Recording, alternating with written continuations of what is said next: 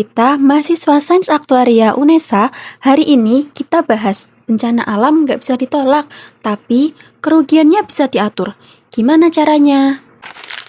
Kami dari kelompok 7 mendapatkan tema kedua, lalu kami mengambil judul bencana alam tidak bisa ditolak, tapi kerugiannya bisa diatur. Gimana caranya? Sebelumnya perkenalkan rekan saya. Yang pertama ada Galih Restu dengan NIM belakang 008. Yang kedua ada Alvaro 3D Cesar dengan NIM belakang 034. Yang ketiga ada Nisrina Dewi Nur Azizah dengan NIM belakang 039. Dan yang terakhir ada Bagus Nur Faizi dengan NIM belakang 066. Nah, sebelum masuk ke pembahasan, kita lihat dulu nih peta Indonesia dari sudut pandang luar angkasa. Indonesia ada di Ring of Fire. Apa sih Ring of Fire itu? Ring of Fire atau cincin api Pasifik adalah jalur berbentuk tapal kuda di sepanjang tepi Samudra Pasifik yang ditandai oleh aktivitas vulkanik dan seismik yang sangat tinggi karena merupakan pertemuan beberapa lempeng tektonik besar, tempat lebih dari 90% gempa bumi dunia dan mayoritas gunung berapi aktif berada, termasuk Indonesia. Artinya, rawan gempa dan gunung meletus. Tapi tenang, ada kok solusinya.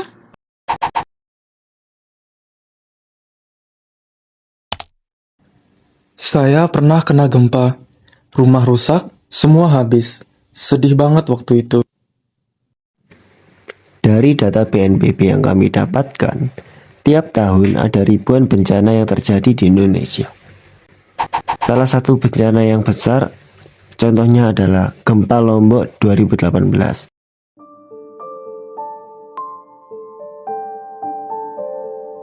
Gempa bumi dahsyat magnitudo 7,0 pada 5 Agustus 2018 tak bisa begitu saja dilupakan oleh masyarakat Desa Rempek, Kecamatan Gangga, Kabupaten Lombok Utara, Provinsi Nusa Tenggara Barat.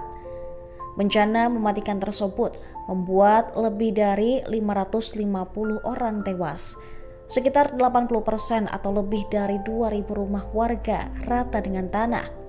Gempa tersebut mengguncang Lombok sekitar pukul 19:46 WITA. Gempa bumi ini berpusat di sekitar wilayah perbatasan Kabupaten Lombok Utara dengan Kabupaten Lombok Timur di kedalaman 15 km. Rangkaian gempa Lombok berawal dari gempa bumi magnitudo 6,4 yang terjadi pada 29 Juli 2018. Sampai tanggal 5 Agustus 2018, BMKG mencatat sedikitnya ada 585 gempa susulan hingga pukul 7. Setelah gempa utama terjadi, tercatat ada 21 gempa susulan dengan intensitas kecil. Bahkan getaran gempa dirasakan hingga Bali, Flores, dan sejumlah wilayah di Jawa Timur. Kerugiannya mencapai 7,4 triliun rupiah. Nah, asuransi itu bisa diibaratkan seperti payung. Sebelum hujan, kita siapin payung. Sebelum bencana, kita siapin asuransi. Kalian tahu nggak apa sih asuransi gempa bumi itu? Asuransi gempa bumi adalah produk perlindungan finansial yang dirancang secara khusus untuk memberikan jaminan terhadap kerugian atau kerusakan pada harta benda yang disebabkan secara langsung oleh kejadian geologis ekstrem.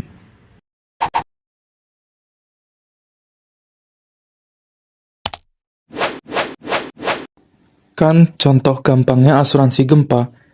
Kalau asuransi gempa sendiri, bayarnya berapa?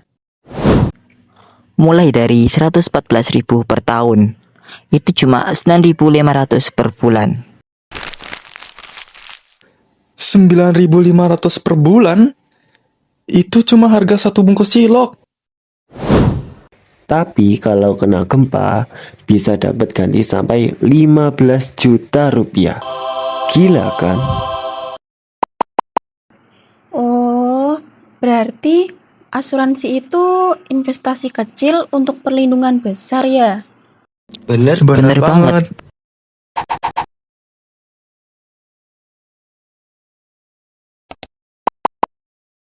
Sekarang beli asuransi gampang. Lewat aplikasi HP aja. Tinggal foto KTP, bayar via transfer, kemudian selesai. Kalau misal nggak mampu bayar sendiri, gimana?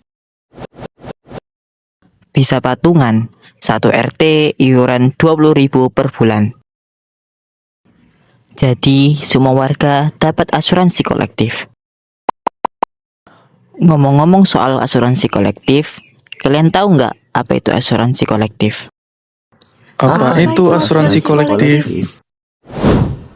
Asuransi kolektif atau biasa disebut asuransi kelompok adalah jenis produk asuransi yang memberikan proteksi terhadap sejumlah orang dalam satu kontrak yang ada hubungannya dengan pemilik polis. Dengan kata lain, asuransi kelompok adalah sekumpulan individu yang mempunyai hubungan khusus dengan pemilik polis. Mereka lantas mendapat jaminan perlindungan asuransi dalam suatu kontrak tunggal.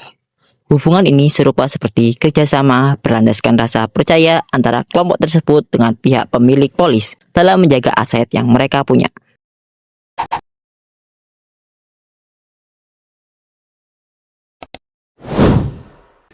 Apakah kalian tahu tentang profesi aktuaris? Bagi yang belum tahu seorang aktuaris itu kerjanya apa, salah satunya adalah menghitung risiko.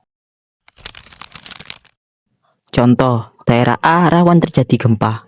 Kita bisa hitung kemungkinan gempa 30%, kerugian rata-ratanya 50 juta.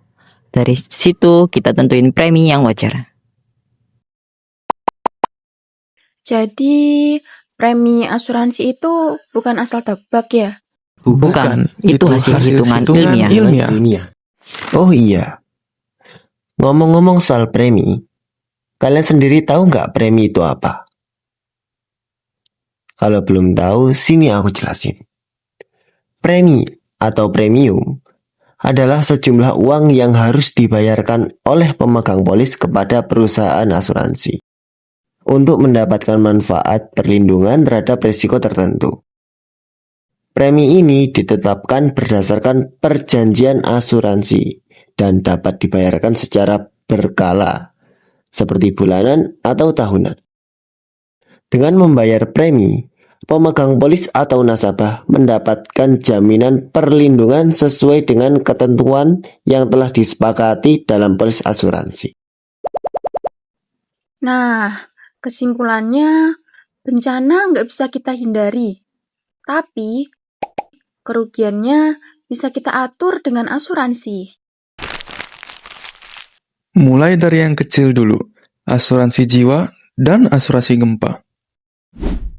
Cek daerahmu rawan bencana apa di website BNPB atau bisa lewat QR Code yang tertera.